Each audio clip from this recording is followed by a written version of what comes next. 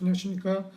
2018년도 7월 6일 오전 7시 하노이 시간입니다. 하노이 닥터 황기선입니다. 어제 뉴스 중에서 마저 한두 가지 중요한 뉴스 보겠습니다. 여기 보면은 베트남의 그 노동 질이 좀 낮잖아요. 그런데도 불구하고 우수한 인력들이 좀 있단 말이에요. 외국에서는 MBA까지 오곤 하는 친구들도 많고 또 교육열도 강하기 때문에 또한 젊은 친구들이 그 자기 자신의 그 성장에 대한 욕구가 강한 친구들도 꽤 많거든요. 그런 사람들이 여기저기 돌아다니면서 이제 좌절을 맛보게 되죠.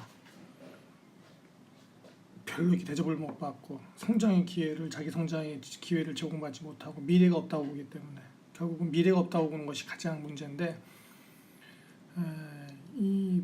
여기에 이제 기사가 실린 것입니다. 누가 적었냐 하면 신문 기사가 뭐 누가 저자는 잘 모르겠어요. 안 나와 있는 것 같은데 내용을 좀 보겠습니다.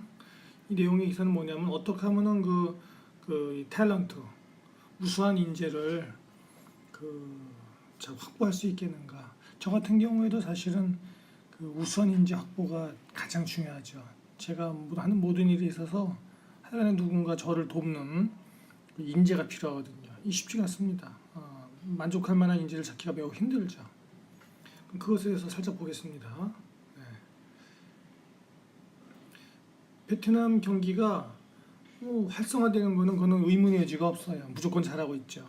근데 문제는 뭐냐면은 어떻게 라이 탤런트를 갖다가 확보하느냐가 문제죠.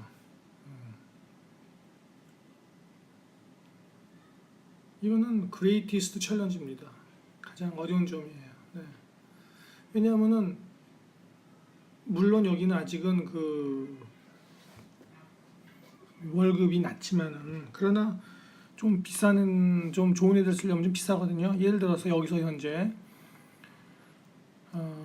예를 들면은 한 달에 보통 간호사들이라든지 보통 직원들 병원 직원들 뭐 포함해서 기업체 뭐 한 달에 한 500만 동, 한 600만 동, 700만 동, 많으면 800만 동, 많으면 한 달에 그 정도 주면 되는 거예요. 뭐 많이 줘봤자 1000만 동. 그럼 우리나라 돈으로 한 50만 원이거든요, 보통은. 그런데 MBA까지 하고 한 30살 정도의 30세 정도의 MBA 한 우수한 인재를 쓴다. 영어 잘하고. 그러면 한 1000만 원, 한 1000불 줘야 돼요. 여기 돈으로 한 2200만 동 정도 줘야 되는 겁니다. 그럼 한국 돈으로 한 100만 원입니다.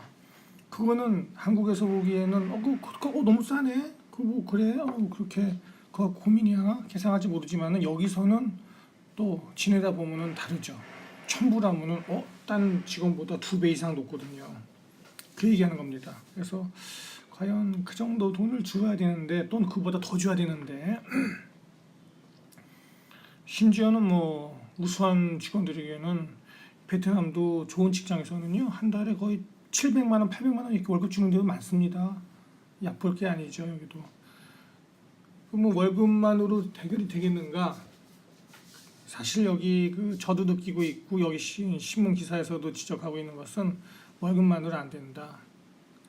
그런 얘기를 지금 하는 것이니까 한번 보시기 바랍니다. 네. 그럼 왜 직장을 떠났느냐? 많은 젊은이들이 우수한 젊은이들이 그건 이겁니다.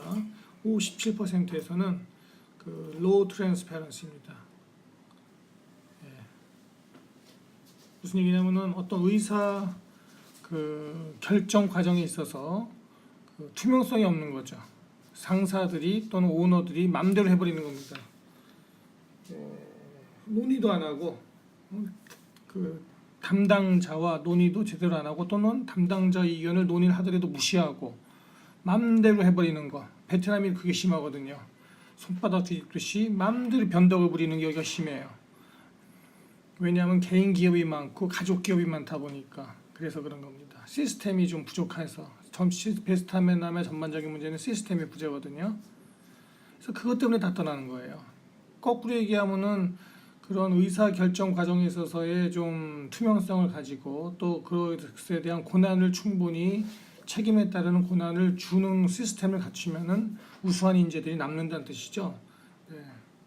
저도 이 점에 대해서 좀 더 분명히 더 깨달았으니까 저도 좀 고민을 좀 해봐야 되겠습니다. 이 점이 좀 저도 부족할 수가 있기 때문에 저희 입장에서도.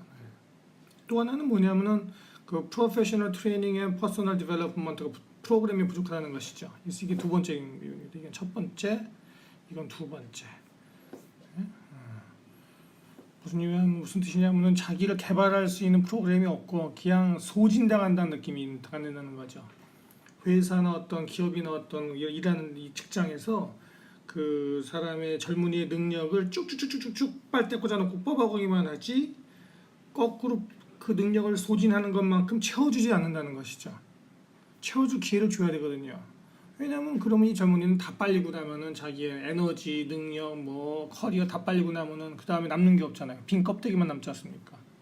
그리고 그 기업의 오너라든지 상사들은 이익을 챙기는 거니까 결국은 그것에 대한 두려움이 젊은이들이 있는 겁니다. 뒤처지지 않을까? 내 친구들은, 내 동료들은, 나의 경쟁자들은 쭉쭉쭉쭉 자라나는데 왜냐하면은 얘네들 눈에도 젊은이들 눈에도 모든 사람이 볼 수 있듯이 이렇게 베트남이 쭉 발전하는 모습이 보이거든요.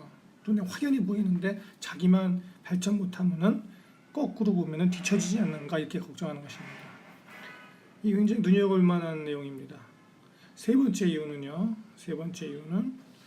뭐냐면은 자기네들의 그 커리어에서 그죠?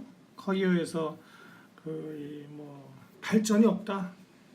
도대체 여기서 일하는 것이 나의 커리어에 무슨 도움이 되느냐? 나의 커리어에 때 경력 쌓는 것에 나의 경력에 그 이력서나 어디다가 이렇게 한 줄이라도 더 쓰는데 이게 도움이 되는 거냐 이게 도대체. 돈이 좀 작더라도 그걸 원한다 젊은이들은 얘기하는 겁니다. 그래서 여기까지 보니까 뭐 이 기사 내용의 대부분을 이미 다 파악한 것 같습니다. 나머지는 뭐 이제 그런 것에 대해서 좀 더 뭐 좀 노력해라 이런 얘기고요. 월급만으로 준다고 보면은 월급을 많이 준다고 꼭 좋은 게 아니라 적당한 선에서 주는 게 낫다. 월급을 너무 많이 줄 게 아니라 다른 데와 비교해서 적당히 맞춰주고 나머지는 이런 세 가지 요소들을 채워주는 게 낫겠다. 뭐 이런 얘기입니다. 굉장히 눈여겨볼 만한 좋은 내용인 것 같아요. 저에게도 큰 도움이 되고 어쨌든 간에 그 베트남은 많이 발전하기 때문에 향후 뭐 한 3년 이내에 계속 같은 간에 발전할 것이다. 베트남에 있는 모든 기업들은 외국 기업 포함하여 이렇게 다들 예측하고 있다는 것이죠. 좋은 내용으로 도움이